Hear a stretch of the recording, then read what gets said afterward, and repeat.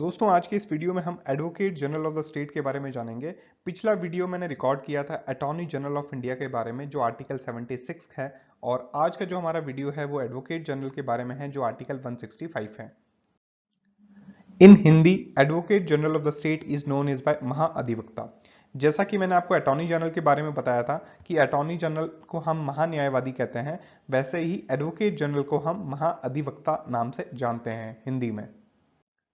Article 165 talks about advocate general of the state, जो भारत के संविधान का अनुच्छेद 165 है, article 165 of the Indian constitution है, वो एडवोकेट जनरल की बात करता है।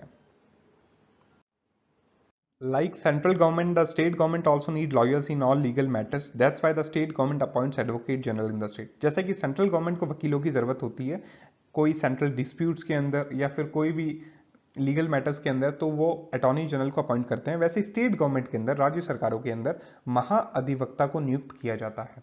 एडवोकेट जनरल को स्टेट के अंदर अपॉइंट किया जाता है। Advocate general is the highest law officer और chief law officer of the state.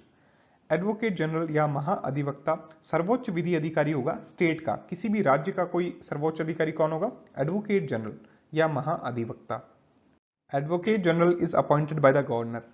जो एडवोकेट जनरल है या फिर जो महाअधिवक्ता है, उसे कौन नियुक्त करता है? Governor of the state. जो भी राज्य के राज्यपाल हैं वो एडवोकेट जनरल को अपॉइंट करेंगे।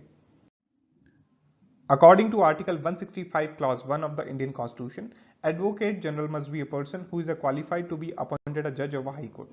जो advocate general of the state होगा, जो महाअधिवक्ता होगा राज्य का, उसकी जो एलिजिबिलिटी होगी या फिर योग्यता होगी वो एक हाई कोर्ट के जज के बराबर होनी चाहिए। तो हाई कोर्ट के जज की योग्यता भी हमें देखनी पड़ेगी। क्वालिफिकेशन ऑफ एडवोकेट जनरल और हाई कोर्ट जज, article 217 clause 2।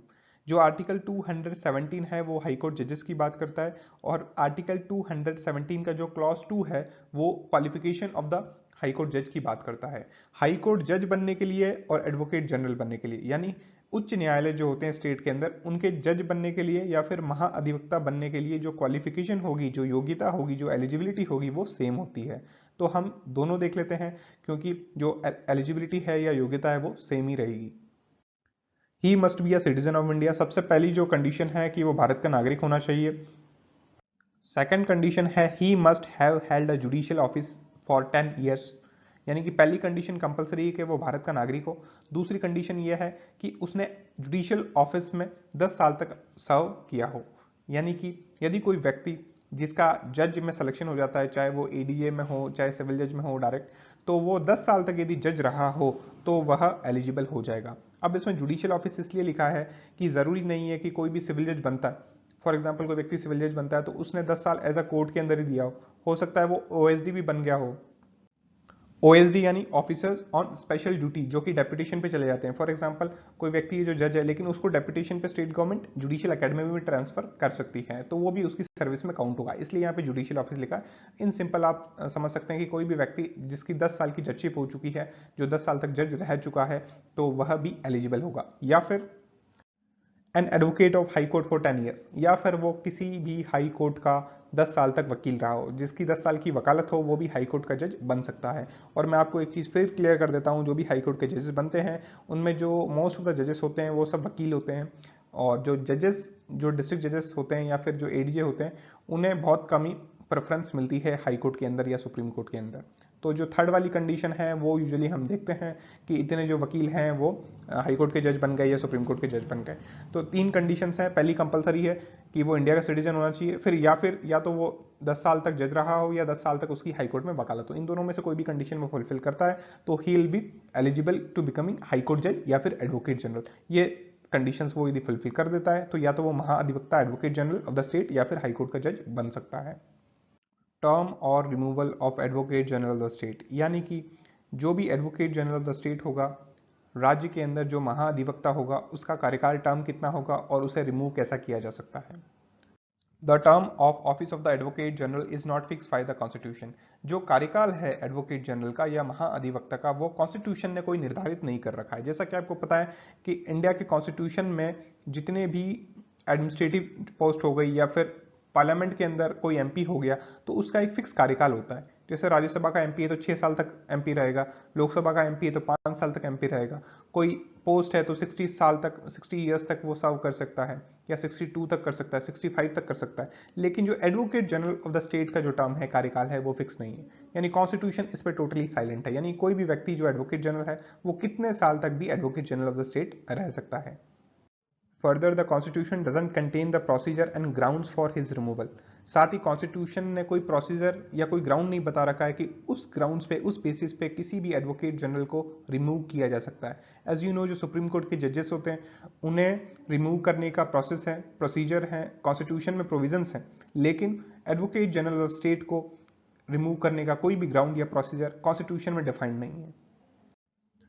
He holds office during the pleasure of the governor. As you know कि एडवोकेट जनरल को गवर्नर अपॉइंट करते हैं, तो जब तक गवर्नर चाहे तब तक वह उस पद पे बना रह सकता है।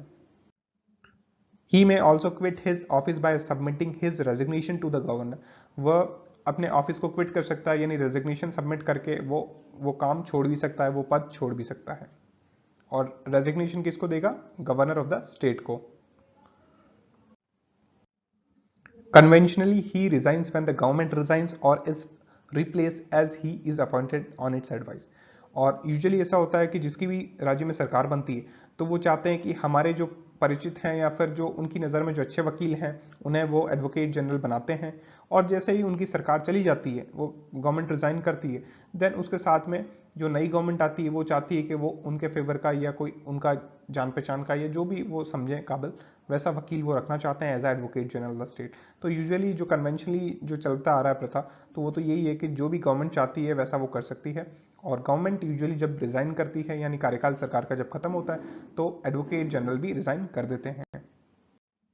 Duties and functions of the advocate general of state. अब हम ड्यूटीज जानेंगे या फंक्शंस, क्या काम होते हैं advocate general of the state के। To give advice to the government to the state upon such legal matters which are referred to him by the governor. जितने भी मैटर्स गवर्नर उन्हें रेफर करेगा उन सब पे एडवाइस देना। फॉर एग्जांपल गवर्नर ने कोई भी दो स्टेट का डिस्प्यूट हो गया या विद इन स्टेट कोई डिस्प्यूट चल रहा है या फिर कोई सलाह लेनी है, तो यदि governor advocate general of state को इंटीमेट करते हैं या बुलाते हैं, तो उस केस में एडवोकेट जनरल ऑफ स्टेट की ड्यूटी है कि वह गवर्नर को या स्टेट गवर्नमेंट को इसके बारे में कंप्लीटली लीगल एडवाइस प्रोवाइड करवाए। To perform such other duties of a legal character that are assign to him by the governor.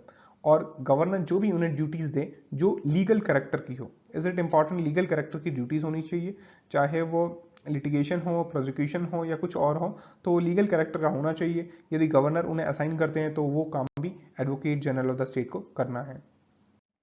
To discharge the functions conferred on him by the constitution और any other law. यदि constitution या किसी other statute के अंदर ये defined है कि advocate general of the state को इस मामले में पेश होना है या फिर कोई ऑर्डर्स ऐसे हो, तो उस केस में एडवोकेट जनरल ऑफ स्टेट को वो ड्यूटीज या फंक्शंस निभाने पड़ेंगे। राइट्स ऑफ एडवोकेट जनरल, यानी एडवोकेट जनरल या महाअधिवक्ता के जो स्पेशल राइट्स होते हैं, जो विशेष अधिकार होते हैं, वो क्या क्या होते हैं। The advocate general has the right of audience before any court of law with in the state. जो एडवोकेट जनरल होता है, स्टेट का महाअधिवक्ता होता है, उसे राइट ऑफ ऑडियंस होता है। यानी कोई भी एडवोकेट जनरल या महाअधिवक्ता, जिस राज्य का वो महाअधिवक्ता है, जिस राज्य का वो एडवोकेट जनरल है, उस राज्य के अंदर वो किसी भी कोर्ट में जाके अपीयर हो सकता है। यदि कोई नॉर्मल इंसान कोर्ट में जाता है तो यूजुअली जज उससे पूछते हैं कि सर आप पेटिशनर साइड से हैं या फिर कहाँ से हैं आप, रिस्पोंडेंट की साइड से हैं, प्रोसिक्यूशन साइड से, डिफेंस साइड से हैं, विटनेस हैं, क्या हैं आप। तो उसे रिस्पॉन्स करना पड़ता है कि वो कौन सी साइड से, और अदरवाइज वो ऐसे ही वहां जाके बैठा है तो उसे बाहर भी भेज दिया जाता है। लेकिन एडवोकेट जनरल के पास ये स्पेशल राइट्स होते हैं लाइक एडवोकेट्स, कि वो किसी भी अपीयरेंस के अंदर जाके बैठ सकता है एज अ ऑडियंस, वो ट्रायल देख सकता है। He has the right to speak and to take part in the proceedings of both the houses of state legislature। और साथ में उसे विशेष अधिकार होता है कि वह जो स्टेट लेजिस्लेचर की प्रोसीडिंग्स चलती है, चाहे वो लेजिस्लेटिव असेंबली हो चाहे लेजिस्लेटिव काउंसिल हो, जो हमारे स्टेट्स हैं कहीं बाइकैमरल लेजिस्लेचर्स हैं, तो वहाँ पे वो दोनों हाउसेस की जो जॉइंट सिटिंग हो, चाहे अलग अलग सिटिंग चल रही हो, तो वहाँ पे जाके वो पार्ट ले सकता है और अपनी बात भी कह सकता है। He enjoys all the privileges and immunities that are available to a member of state legislature except right to vote।